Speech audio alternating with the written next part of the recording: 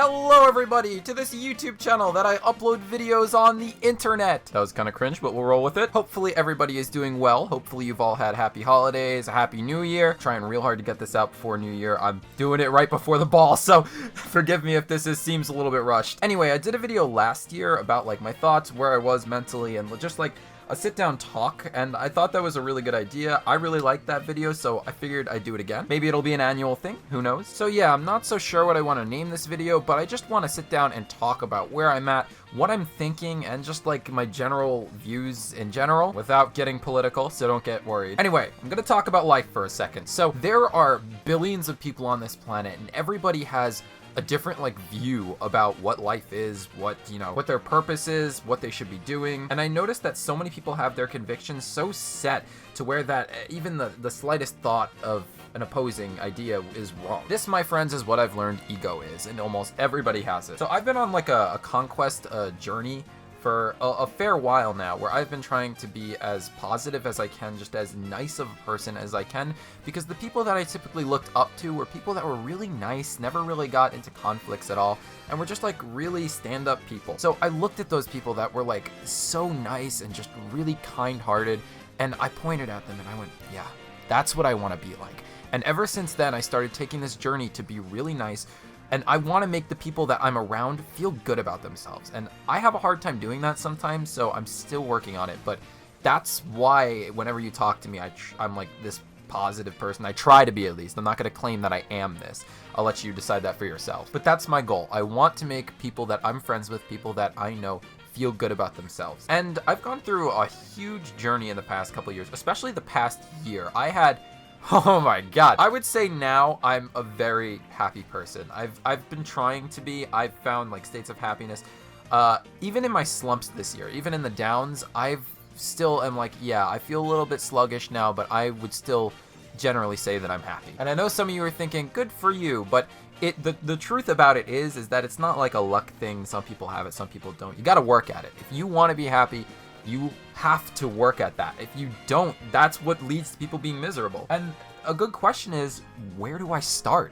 It's so pressing. Like, I feel like that a lot of the work is more easy once you understand what you have to do versus finding out what I have to do. And I feel a lot of the younger generation struggles with that. So this is my take. I'd say start with figure out who you'd like to be. What type of person inspires you? And point at that and be like, yeah, I'm gonna try my best to be like that. And you'll find that as you try to be more like that, the things that you really admire, the things that you really think are good. And sometimes I think that it's really important to assess this, because false ideals and having a false sense of happiness or a false sense of what you want to be can be really destructive. When something like resonates with you, you know, when you feel it, you're like, yeah, this is right. So sorry if I'm all over the place. But yeah, I found that happiness starts there. What do I want to be? And then working towards that. It's a hard question to answer sometimes, and it's okay if you don't figure it out right away. Now, my journey required lots of self-reflection, lots of going place to place and figuring out what I was doing. I took some time for myself to travel, and I started going to a lot of places. And I started figuring myself out because I had reasons for going there. Like, for instance, yesterday, I just flew in from California. I'm from New York, so I was visiting my sister for Christmas. My brother also came out with me, my little brother, he's 16. I'm 19, by the way, so we're all on the same page. And we spent the week with my older sister, who's 27, in California. And being around my sister has been so helpful, because she and, other people who I don't want to just, not too many personal details, but they've been showing me how to build a career for myself and how to build myself up. And that's been really helpful, because at 19, you don't know what the fuck you're doing. You don't know what the hell you're doing. It's so confusing, but it's been nice. And one thing I realized, and I will say this loud to the rooftops, man, school is a scam. Not 100% of the time. Let me be a little bit more specific. A lot of the school system, I noticed, pushed me to, oh, go to college, do this, do that. I realized that it makes certain people a lot of money, and it leaves a lot of others in debt for a very long time for something that they may not even use. So I'm gonna say that 98% of the time, I think school is a scam. It takes your money, and a lot of the time, it's not something you want to use. They say, oh, you can switch majors, but you're not getting a refund for all that stuff that you're not gonna use, right? So for me, I'm stepping out of school, and I'm gonna try to build myself a career without using school, which isn't that crazy when you really think about it, because experience is just as valuable as education. And there are other online courses and such that you can take that kind of fill the place of school without having to pay thousands and thousands of dollars.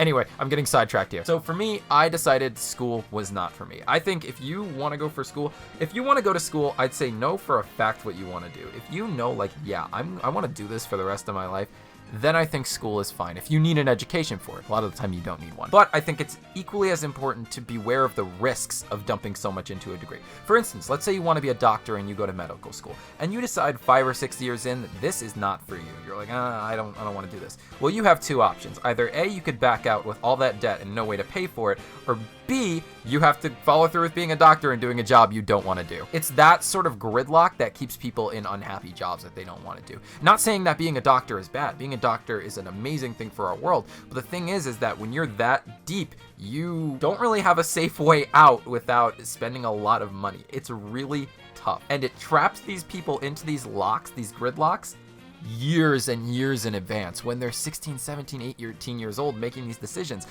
It just blows my mind. But I could talk about this for an hour. So I'm gonna toss that one to the side for now. Anyway, happiness, right? So I did a lot of traveling. My sister has a very, very good career, and I'm trying to take tips on how to build that up, because she didn't go to school. She went to art school and then ended up not using that, right? Correction, she did go to school. She just didn't use it. You know what I mean? So California has been amazing for me, and I'm gonna be moving out there very, very soon. For me personally, to just get out of New York, to go about my own life, and it's gonna be a really big change because, you know, I'm not used to being so far away from home to be so out there in the world. And that's the part of it that I really like, is that I don't have the security net out there. So I'm going to have to work my ass off. That's the part that's a bit appealing to me. Now we've planned it, and I'm moving very soon. So aside from that, since I live in New York, I've also been taking a lot of trips up to Vermont lately. And Vermont has been a beautiful experience for me, not only getting to know the area, because that sort of second family has introduced me to a whole new way of thinking, a whole new world that I wasn't even familiar with. And that world was just pure kindness, love, and understanding. And while I was in Vermont, I studied Tibetan Buddhism with them. And I'd like to say that that was just an amazing thing for me. It taught me to view the world in a whole different perspective. And basically the root of it, I've noticed that all the Buddhists are they're so kind to one another, and they don't do it for anything in return. They just do it for good karmic energy, and they just do it to be kind and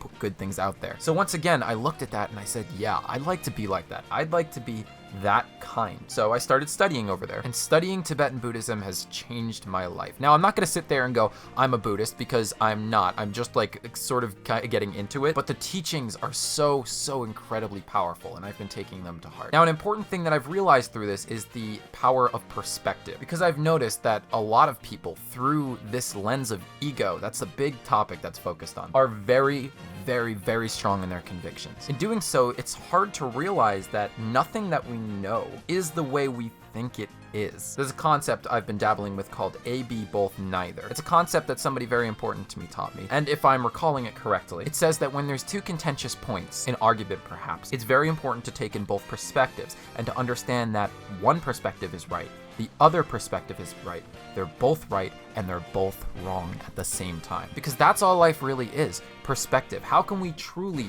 understand what is really going on around us with our human bodies, you know? To the degree that we can measure the world is only held by the limitation of our bodies. So how can we really understand, you know, what's really around us, so to speak? And in doing this, I have learned to listen to someone else's perspective. It helps communication so much when you can truly listen and digest what somebody's trying to say and try to meet them eye to eye, to not jump the gun to what you think they're saying. Ask questions during conversation. This is a big one, because if you don't understand where somebody's coming from, that can create a huge rift in communication, right? Oh, communication. But seriously, a rift in communication is what causes most problems, when people don't see eye to eye. So thinking before you speak, truly thinking before you speak, and I've been trying to do this very hard. It's a hard thing to do, but it's something that is so important. So next time that you're out and about, think about how the person you're talking to might understand this, might perceive this. I've been having a hard time drawing the line of letting people walk all over me and trying to understand them and shutting up to listen. I make sure to listen. I've been trying to. I'm not going to say that I'm this and that. I've missed my wording. So it bugs me a bit when people say,